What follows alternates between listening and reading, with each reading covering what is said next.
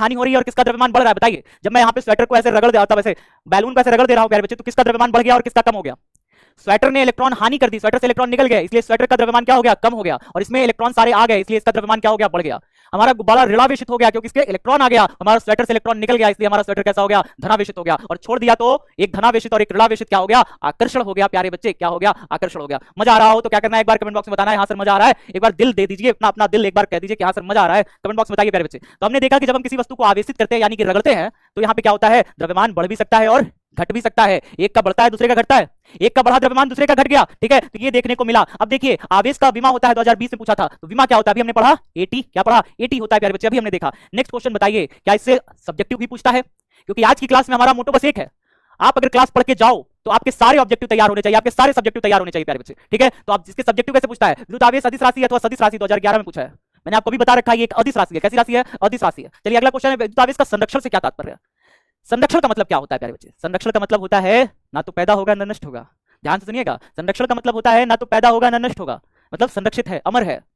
जैसे कोई ना होता है ना, आपने पढ़ा होगा कि पुराने जमाने का जो राक्षस लोग होता था, राक्षस लोग तपस्या करता था ब्रह्मा से वरदान मांगने के लिए कि हमको अमरता का वरदान दे दो मालिक। मतलब वो क्या होना चाहते थे? संरक्षित होना चाहते थे, है ना। एक आपने राक्षस का नाम सुना होगा कि देवी मैया उसको जितना बार मारती थी ना, तो उसका खून जब गिरता था पृथ्वी पे, तो पृथ्वी पर एक नया राक्षस पैदा हो जाता था उसके खून गिरने से। आपने ये बात पढ़ा है?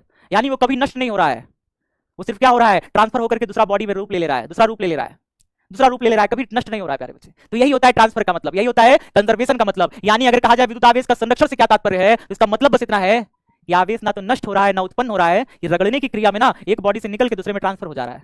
बाबू समय बहुत कम है, पढ़ लीजिए, मन लगा के पढ़ लीजिए, समय बहुत कम बचा है आपके जीवन में। अब फरवरी आने में ज्यादा समय नहीं लगेगा और आपको भी पता है फरवरी में ही आपका परीक्षा है। इस समय जो बचा हुआ है ना, ये भी हवा में ऐसे उड़ जाएगा और आपके पास कुछ बचेगा नहीं फिर प्यारे बच्चे, ठीक है। तो पढ़ लीजिए मन लगा के सभी साथी, बिना किसी उसके कि भाई कम समय बचा है, लड़के अब हमें पढ़ना ही पढ़ना है प्यारे बच्चे। यही लिखा है विद्युत आवेश के संरक्षण सिद्धांत के अनुसार आवेश ना तो उत्पन्न किया जा सकता है, ना उत्पन्न होता है प्यारे बच्चे, और ना नष्ट होता है। हर बॉडी में पहले से ही रहता है। अब यही इधर से लोगे उधर दोगे, इधर लोगे इधर लोगे, बस यही होता है। इलेक्ट्रॉन इधर से निकलते हैं दूसरे में चले जाते हैं, उसमें से निकल के इसमें चले जाते हैं, बस ट्रांसफर होता रहता है, बस ना तो नष्ट होता है ना उत्पन्न होता है। आवेश का केवल क्या होता है? स्थानांतरण, यानी कि ट्रांसफर होता है, स्थानांतरण होता है आवेश का, ठीक है। चलिए अब अगला क्वेश्चन क्या है, विद्युत आवेश के दो मौलिक गुणों को लिखें।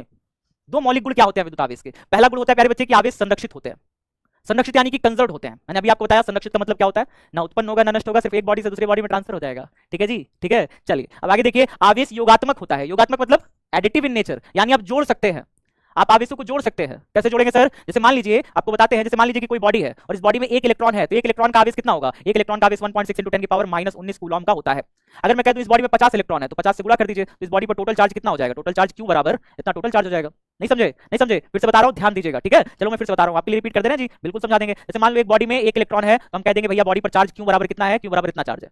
लेकिन अगर मैं कह दूं इस बॉडी में 50 इलेक्ट्रॉन है, तब इस पर कितना चार्ज होगा? तो 50 इलेक्ट्रॉनों का चार्ज कितना होगा? 50 से बस गुणा कर दीजिए, 50 से गुणा कर दीजिए, इस बॉडी पर चार्ज कितना हो जाएगा? Q बराबर इतना चार्ज हो जाएगा। Q बराबर इतना चार्ज हो जाएगा।